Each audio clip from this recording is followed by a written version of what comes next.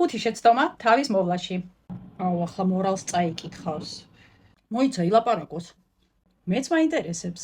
სახის დაბანა სარეცხის საპნით. ყველა მიცის. მე დავის საპონს ვიყენებ. მე მარტო ბანაობის დროს ვიბან სახეს. არასაკმარისად დატენიანებული სახის კანი. მე ცხიმიანი კანი მაქვს და არ მჭირდება. ყველანაირ კანს სჭირდება დატენიანება, ცხიმიანს, მშრალს, კომბინირებულს. მე ვისვამ. მე რა ვიცი რა ტიპის კანი მაქვს. უხეში სკრაბის გამოყენება სახისთვის.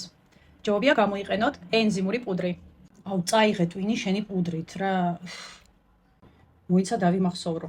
ენზიმური პუდრი. სკრაბი და პუდრი არა ის კიდე. მზისგან დამცავის იგნორირება. ზამთარში არ ვისვამ. ზამთარ და ზაფხულს უნდა გამოიყენოთ, რადგან ჩვენ ვცხოვრობთ საქართველოში, სადაც მზე არის ინტენსიური. ეს უკვე მასწავლე. მოიცა რა. სხვისი პირადი ნივთების გამოყენება ან თქვენი პირადი ნივთების გაცემა. არავისაც არ ვაძლევ. ზაქალთაც არ შეიძლება? რა კრიჟანობა. და ბოლოს თავის მოვლა მხოლოდ კრემების წასმა არ არის. ხომ გითხარით მორალს წაიკითხავს. საკმარისი წყლის რაოდენობის მიღება, სწორი კვება, საკმარისი ძილი. აუ, უნდა დავიწყო სწორი კვება. სად არის ჯანსაღი ძილი და კაი ცხოვრება.